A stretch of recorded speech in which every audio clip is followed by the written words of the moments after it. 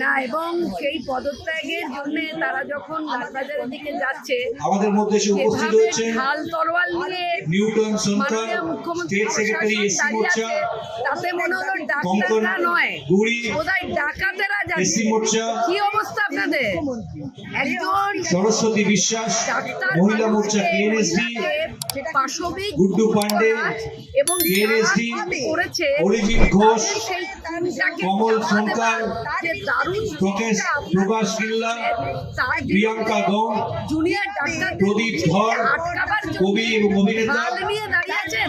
আমাদের মধ্যে এসে উপস্থিত হয়েছেন আমাদের যাদবপুর সাংগঠনিক জেলার সভাপতি অধ্যাপক মনোরঞ্জন জোদ্দার, আমাদের মধ্যে এসে উপস্থিত হয়েছেন হাওড়া জেলার নেতৃত্ব অম্বুজ শর্মা, আমাদের মধ্যে এসে উপস্থিত হয়েছেন যাদবপুর সাংগঠনিক জেলার সহসভাপতি গোপাল দেবনাথ, যাদবপুর সাংগঠনিক জেলার সাধারণ সম্পাদক বিশ্বজিৎ পাল, যাদবপুর সাংগঠনিক জেলার সম্পাদক স্বরূপ রায়, বালি মণ্ডলের তরুণ মণ্ডল। ত্রিমুখী আন্দোলন হবে, তখন কাকে আমাদের কিভাবে ট্রেড ইউনিয়ন রিলেশন সেলের সঙ্গে সম্পর্কিত সরকারি কর্মচারী পরিষদের president Sanjib Wakil, president Sanjib Pal, treasurer সম্পর্কনী মাইতি, সেক্রেটারি কলকাতা ডিস্ট্রিক্ট মাধব চক্রবর্তী। আমরা কিছুদিন আগে দেখলাম ছাত্র সমাজের ডাকে, তার নবান্ন অভিযানের ডাকে মমতা বন্দ্যোপাধ্যায় সরকার কেঁপে গেছিল। আজকে পশ্চিমবঙ্গের যখনই কোনো পরিবর্তন এসছে সব সময় ছাত্র সমাজ তার আগে থেকেছে। তারা চাইছে, যখন আমরা ছাত্র রাজনীতি করতাম তারা সেই সময় ছাত্র আন্দোলনের অন্যতম উজ্জ্বল মুখ, যাকে দেখে এক সময় ছাত্র রাজনীতির দিক পরিবর্তন হতো, আমাদের বিজেপির প্রদেশের নেতা এবং প্রাক্তন বিধায়ক তাপস দাকে আমি অনুরোধ করব মূল্যবান বক্তব্য রাখার জন্য। 14 তলায় বসে আছেন যিনি পুলিশ মন্ত্রী, তিনি দেবেন তো জাস্টিস? তিনি কোত্থেকে জাস্টিস দেবেন? আপনারা যে একটা ভীষণ ভাবে যেন ছুট মার্গ আছে আর কি। রাজনীতির কথা বলবো না বাবারে, রাজনীতির কথা বললে পরে ওই অ্যাওয়ার্ড শোগুলোতে যাবো কি করে? রাজনীতির কথা বললে পরে ওই মহানায়কের প্রাইজটা নেব কি করে? 2 লাখ 4 লাখ পাবো কি করে? রাজনীতির কথা বলবো না। আপনারা কি বলছেন? আপনারা মানুষকে বোকা ভাবেন? রাহুল সিনহা, এই যে যারা শিল্পী কলা কুশলী, তারা একবারও বলছেন না যেমন একটা কথা যে দাবি এক দফা বিজেপি জাস্টিস চাই, তেমনি দাবি এক দফা মুখ্যমন্ত্রীর পদত্যাগ। কালকে যে আন্দোলন ছিল সেটা পলিটিক্যাল আন্দোলন, সেখানে রাজনীতি নয়, শুধু পলিটিক্যাল বলে কিছু হয় না, নিরপেক্ষতা বলে কিছু হয় না। এই যে যেটা আপনারা করছেন সেটাও এক প্রকারের রাজনীতি, এবং আড়ালে থেকে রাজনীতি করা বলে এটাকে বলে তার আড়ালের রাজনীতি, যেটা আপনারা করছেন। আড়াল থেকে সামনে আসুন।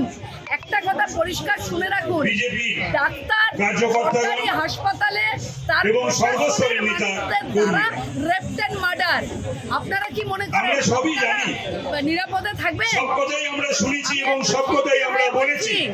নিরাপদে থাকবেন? কোথাও নিরাপত্তা আছে? কোথাও নিরাপত্তা নেই।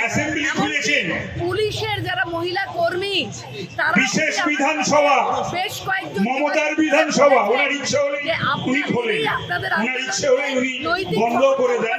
কারণ আমরাও নিরাপদে নেই, আমরা সুরক্ষিত নই। এটা পুলিশ বাজে এই 13 বছরে একবার ভাবছেন এই যে পলিটিক্যাল বলে তৃণমূলেরই স্থায়িত্ব চাইছেন, এটা জানি। পলিটিক্যাল বলে আসলে মুখ্যমন্ত্রী মমতা বন্দ্যোপাধ্যায়ের জন্য মোসাইবি করছেন, এটাকে মোসাইবি করা হবে। একাধিক নেতারা কিন্তু জিপ কেটে দেবো এবং নানা রকম হুমকি দিচ্ছে যদি আন্দোলনে তারা যোগদান করে। কি সুপ্রিম কোর্ট, অতীশ সরকার, আপনি আজকে বিধানসভায় প্রাক্তন কাউন্সিলর, আমার খুব খারাপ লাগলো, আমার দুঃখ হলো, আমার যন্ত্রণা হলো। দীর্ঘদিন বিধানসভায় ধর্ণা মঞ্চ থেকে আমরা মহিলারা বলছি, সদস্য ছিলাম, যদি পারেন ওই অতীশ বাবুকে দিয়ে ক্ষমা চাওয়াবেন। করেছেন সেই বিধানসভায় যে অন্যায় উনি করেছেন, উনি যেভাবে বলেছেন যে অবশ্যই আন্দোলনে থাকতে প্রথম পারে, দিন অবিশ্বাসী মা বোনের রেফারেন্সে ছবি একজন হয়। করে দরজায় টাঙিয়ে আজ রাখে, একজন হয়েছে। যেমন রুচি তেমনই কথা, যেমন দল শুভেন্দু যেমন আজকে রুচি, তেমনই বিরোধী কথা। দলনেতা হিসেবে সাবধান, মায়েরা স্পিকারের রাস্তায়, কাছে আর যথাযথভাবে আবেদন করেছিল। শক্তি রয়েছে, সারা বিশ্ব নারী জুড়ে, শক্তি রয়েছে, খুব ভারত জুড়ে, পারলে বাংলা জুড়ে, মুখ্যমন্ত্রীকে আমাদের বলছি, এই অতীশ তিলোত্তমার বাবুকে জন্য, ক্ষমা বোনের চাওয়া জন্য, যাবে। কন্যাদের তা না জন্য হলে অতীশ বাবুর সর্বোচ্চ বাড়ি ঘিরে মানুষ তাকে সমস্ত শ্রদ্ধা জানাচ্ছে, মহিলারা, আত্মার শান্তি মহিলা কামনা করতে, কর্মীরা ওনার তার বাড়ি যাবে, সন্তপ্ত ওনার পরিবারের বাড়ির মহিলাদেরকে শান্তি রাস্তায় কামনা দাঁড় করছে। করিয়ে তাদের জিজ্ঞেস ডক্টর জুনিয়র ডক্টরের সন্ধান পাওয়া গেছে, যাকে আজকে সেমিনার রুমে দেখা গেছে। এখান থেকে আমি এই মঞ্চ থেকে ব্যক্তিগতভাবে এবং বিজেপি দলের তরফ থেকে আমি ডাক্তারদেরকে প্রশাসন ভুল তথ্য স্যালুট করছি, অভিক দে, সাধুবাদ জানাচ্ছি। অভিক দে একদম বাজারবি করেছে যাদেরকে আড়াল করার চেষ্টা, ডাক্তারদের চিকিৎসা করার কথা, আর মমতা ব্যানার্জি তাদের প্রতিদিন রাস্তায় নামতে বাধ্য করছে। সন্দীপ রায়, কেন নামছে? সুতরাং সন্দীপ ঘোষ রাজনৈতিক ঘটনা জেনে আছে আড়াল আপনাদের? করা এবং সেই আড়াল করছে সেই ঘটনায় ডিসি সেন্ট্রাল তদানীন্তন মুখ্যমন্ত্রী বুদ্ধদেব ভট্টাচার্য কিন্তু আইপিএস অফিসার, আপনি তদানীন্তন কমিশনার অফ পুলিশ, রাজনীতির এই প্রশাসনের ডিসিপিডি, দলদাস ডিসি হয়ে সেন্ট্রাল, পড়লেন। আপনি একজন SCRS, শিক্ষিত মানুষ, OCRS, আপনি পাঁচ এই জনকে নিরপেক্ষ বিশ্বাস এবং অভিজ্ঞকে ট্রান্সফার আড়াল করেছিলেন। করবার জন্য আপনি তাদের পেছন দিক থেকে ছবি মমতা তুলে ব্যানার্জি আপনি করবেন কি করে? দেখবেন বিশেষজ্ঞ এই বিনীত গোয়েলকে দিয়ে তো কি করে নির্বাচন করে এই সময় হয়। নিরপেক্ষ আমি বিশ্বাস জানি, এবং অভিজ্ঞ যে উপস্থিত সমগ্র ছিল জানি, তার অনেক উত্তরের প্রমাণ মানুষেরা জানে, জুনিয়র ডাক্তাররা দক্ষিণের দেবশ্রী চৌধুরী থেকে সমস্ত মানুষেরা জানে মমতা ব্যানার্জি এই বিনীত গোয়েলকে দিয়ে শুধু কামদুনি করাননি, নয়, যারা এই ধর্ষণের ঘটনা কামদুনি চাপা দেবার বলাৎকারীদের রক্ষা করেননি। ভাবে দোষী, তাই তাদেরও তিনি প্রত্যেকের এই ক্যাপিটাল কলকাতার দাবি দুটো করছে আসনে গোটা বাংলার মানুষ, যাতে বাংলার মা বোনেরা তৃণমূলের প্রার্থীরা বেঙ্গলে একটা র্যাকেট জয় নিশ্চিত হয় তার বন্দোবস্ত করেছিলেন।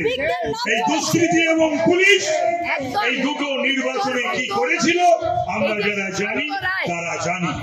এই ভদ্রলোকের তাহলে বিনীতের বিরুদ্ধে আঙুল তোলার অধিকার আছে নাকি? সুন্দরভাবে গোটা শাসন মমতা ব্যানার্জি সমস্ত দুর্নীতি আমার ওকে মাননীয় বা মুখ্যমন্ত্রী বলতে ঘৃণাবোধ হয়, মুখ্যমন্ত্রী বলতে ঘৃণাবোধ হয়, তাই আমি বলি না উত্তরবঙ্গে আজকে এবং বলবেও না। আমাদের পরিষদীয় কিসের মাননীয়? নেতা কিসের মাননীয় মুখ্যমন্ত্রী? শঙ্কর ঘোষ উপস্থিত ছিলেন, তিনি বললেন মামলা এর পরের মুখ্যমন্ত্রীদের কথা ভাবুন তো আপনি। একটা নিউরো সার্জন নেই, পছন্দ আপনার হতে পারে, নিউরো সার্জন না হতে পারে। তাকে কলকাতা আসতে হয়। বললেন কি করে রোববার পর্যন্ত যদি পারে, তাতে মানুষ তা নাহলে আমি করে আছে। সিবিআই কে, কারণ গোটা প্রথম দিন সুপ্রিম কোর্টে পশ্চিমবঙ্গ তাকে- সলিসিটর জেনারেল চাচা